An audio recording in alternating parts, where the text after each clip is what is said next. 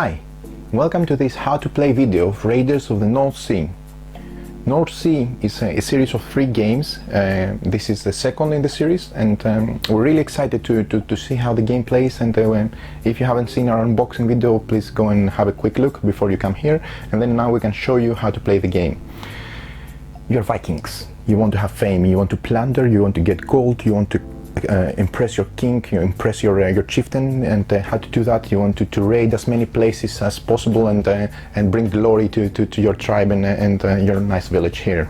So this is the theme. This is a simple worker placement game that really works well. We're really excited to set it up and have a quick place out of it, and it proved to be really up to the task. So let us show how it plays and make up your opinion on the game as well. We start in this nice illustrated board. As we said, the board is very nice depicted. The different spots and the different worker placement areas are nicely done. The iconography is great. Let me zoom out a bit so you can see the detail in the graphics. It's very nicely done. We have done some setup to save some time due to the purposes of this video, but the setup is really fast and easy.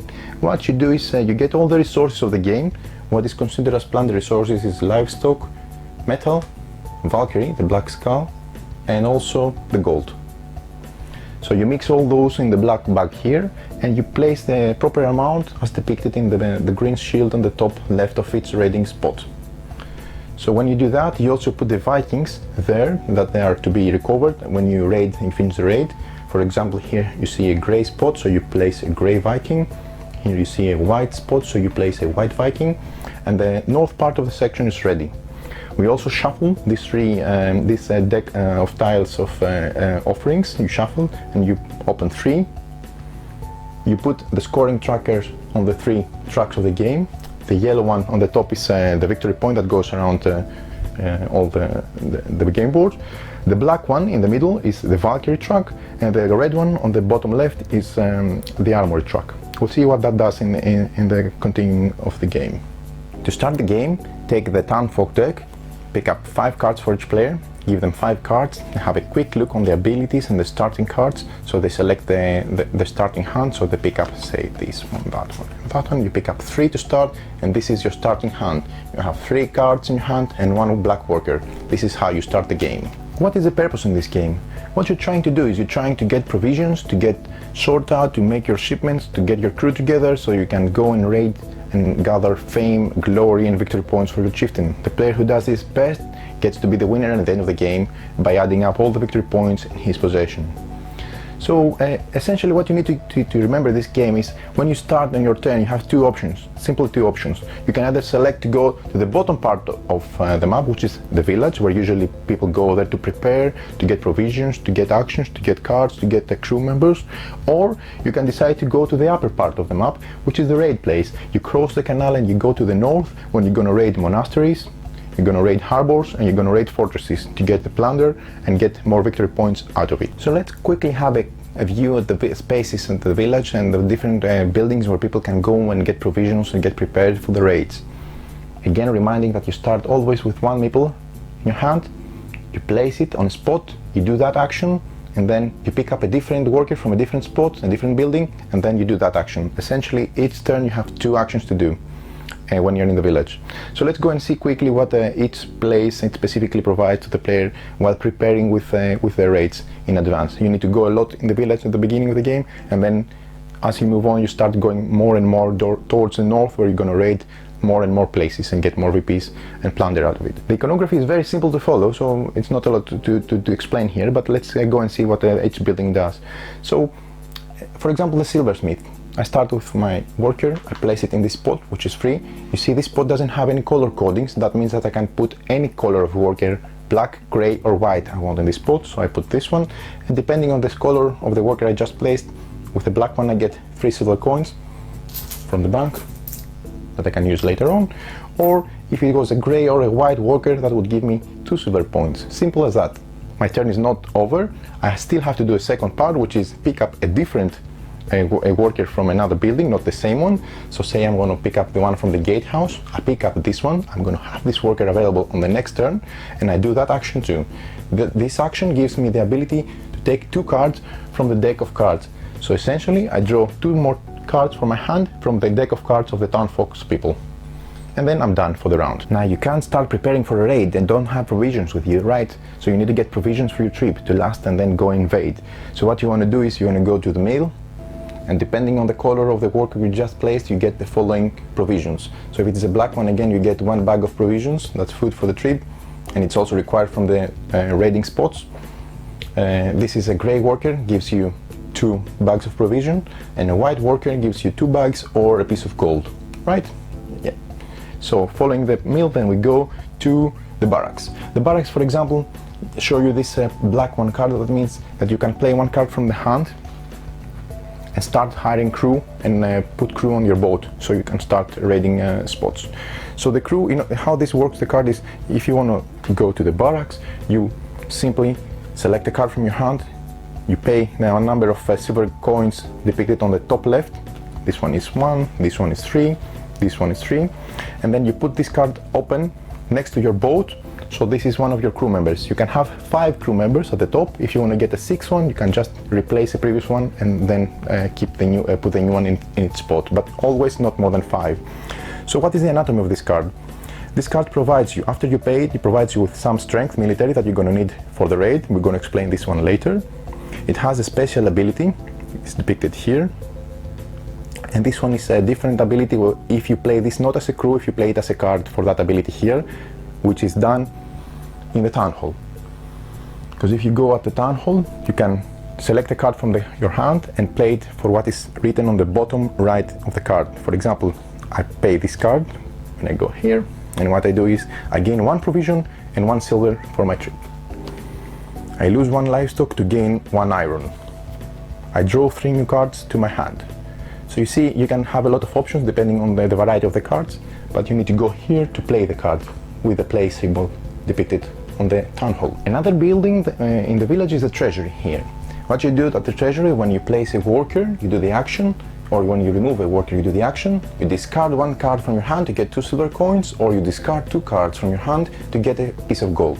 Now your hand can go up to 8 cards, actually can go more than 8, but when you finish your turn you can always only keep 8 cards maximum in your hand. So some cards you don't want, you can discard them and then get silver coins or gold by doing so. The armory. When you go to the armory, you can only go there with a white or a black worker. That means that you first need to go explore, raid and get those as a reward, and then you can come back here and go to the armory. When you go to the armory, you can select to either pay an iron nugget, and then you go up 2 spots on the armory track here, or you pay 2 silver coins and you go up by 1. We'll see a bit later what the armor track does. It's used in the raid and boosts your strength during the raids. The last place you can go in the village is the longhouse. Actually, you can do it more than once. It's the only place that you can go and do it more than once. And what you do is you can give a livestock to get 2 provisions, or you can make an offering. And here is the offering tiles. What you do is you provide what is requested on the offering tile to the gods, an iron and a livestock, 2 silvers and 1 gold, etc. And you take this tile in front of you. This is the victory points you're going to get at the end of the game. When you add up the rest of the games, you will reveal them and add them to your total. If someone takes an offering tile, then immediately replenish with a new one. As we said earlier, when you start your turn, you can either go to the village or you can either go to do a raid. You choose one of the 2.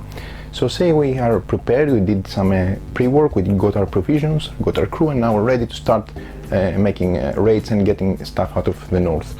So how this works again is the same. People just go on the spot, they choose a harbor or a monastery or a fortress.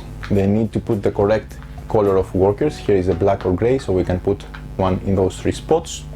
And what we need to do is we need to have the prerequisites, which is at least 2 crew members, 2 black cards here, that we need to have 2 crew members on our boat. We need to provide back to the bank 2 bags of provisions, and we get 1 victory point. Also, we select one of the 3 spots, and then we take all the plunder. This is ours.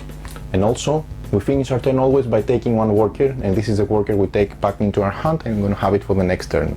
This is how the plundering of the harbors works. Now let's go and make a raid with a bit more meat into the battle. So we're going to raid a monastery. So what we're going to go and do is put a worker here. There are two spots, two plundering spots. You select the necessary color of worker. This is a gray. We can put a black here. You see gray and white. And then we're going to raid one of those two spots from the monastery. So this is where we're going to focus for the raid. So what we need to do is we need to provide 1 gold nugget, 3 provisions. We need to have at least 3 crew members in front of us, and then we're going to do the battle to plunder one of those two spots. By doing so, we can also get victory points. When we compare our final military strength, if it is 12 and up, we get 4 victory points in addition, or if it is 20 and up, we get 6 victory points in addition. So how the battle works? We check our military strength, so we check our truck. Say for example I had 2 military truck in the red military armory truck, and then I add the strength of my crew, 2 plus 2 4, 5 plus 3 8. Then I'm gonna roll the 2 die. 8 plus 8 16. I'm not above 20, so I'm gonna get 4 victory points by plundering this. And what I do is I select one of the spots, I pick up all the stuff from here, and then I get 1 worker back into my hand to finish my turn as usual. This is how plundering something with strength works. Needless to say that when you do a raid, you need to check your crew member abilities. For example, before we raided a monastery, so by gaining the victory points we had, we also gain 1 additional victory point because this is the ability of this crew member, and we always need to check them for extra victory points. Raiding works more like a ladder. You need to go and get more gray workers to be able to go and plunder monasteries, and then you're going to need to get white workers to be able to go and plunder fortresses. Fortresses are more heavy. You see, you need 22 points strength armory points to get 7 victory points. 28 armory gives you 9, and 36 armory gives you 12. A lot of provisions, gold, and at least 5 crew members to go and raid a fortress.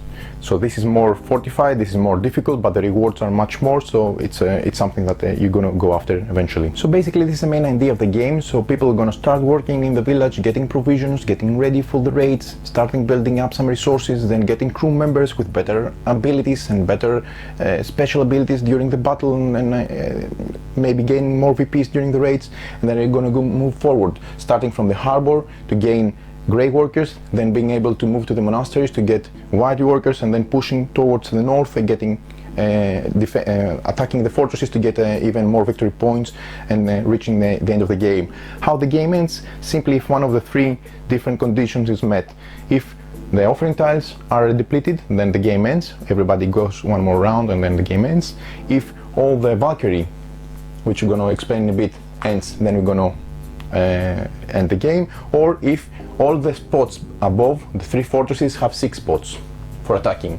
If only 1 remains, then again the game concludes and we all play 1 round and we reach the end. So it's a pretty simple game to move forward, but what is also important is the mechanism of the Valkyries, because when you go and raid a place, for example like the harbor, you get 2 nuggets, 1 livestock and 1 black Valkyrie token, the skull. Why this is important? Because by doing so, you're gonna get all the resources, you're gonna get the precious grey worker to move forward, but one of your crew members will die because there is a skull. He was very ferocious in the battle and offered a lot during the battle, but unfortunately one of your crew members will gonna die. You remove this and one of your crew members is going to be removed from your boat. But this is not all lost, because for each skull you move forward 1 on the Valkyrie track. So the more you die during battle, the more fame you bring to your captains and chieftains, and then at the end of the game you're going to be rewarded depicting victory points next to the Valkyrie track. Right, so when the game ends, everyone adds up all the victory points gained. That means reveal all the offering tiles, and they add the victory points for each offering they got. They add the strength of the armory, how they advance. For example, if they got up to 9, they can get 6 victory points. Then depending on how many Valkyries they achieved, you can get up to 15 points if you have 7 team members or your crew members died during battle, 15 extra victory points. Then you add up the normal victory points in the game, plus all the remaining resources. Each livestock, 2 livestocks give you 1 victory point, and gold and metal gives you 1 victory point. By the end of the game, the player with the most victory points is the winner. Now, what do we think about the game? This is a really no-brainer. It's a winner for me. This is one worker placement game I will always bring out of the table, and I will always introduce to new players, also with experienced players, because I think it simply works. The idea is very simple. The rules are more or less easily caught, and people can get into the game pretty fast, and they can start enjoying it really fast during one session. And what is interesting is, through simple mechanics, Shane Phillips managed to create a really nice package, because both the production and the gameplay simply fits really nice with the Vikings theme, because you feel like you prepare in the village and then you start moving towards the north and raiding monasteries and harbors and fortresses to gain fame and achieve highness for your chieftain, and prepare for Valhalla and be a great Viking or whatever. But it simply works. The theme matches really nice, the mechanics and the game. The flow is very nice. Also, needless to say, the iconography is very simple to follow. I would say the illustration is tremendous. It really boosts the game. It makes a nice mechanics and nice setup shine, if you want it, through the nice artwork and the nice Vikings and strong Vikings images. So I hope that you really enjoyed this video, because I want to make right to this game, because I found it very good and up to the standard that I was expecting. So if you excuse me now, I'm going to go and prepare with some provisions and some different crew members, because I have some raids to do. See you on the other side.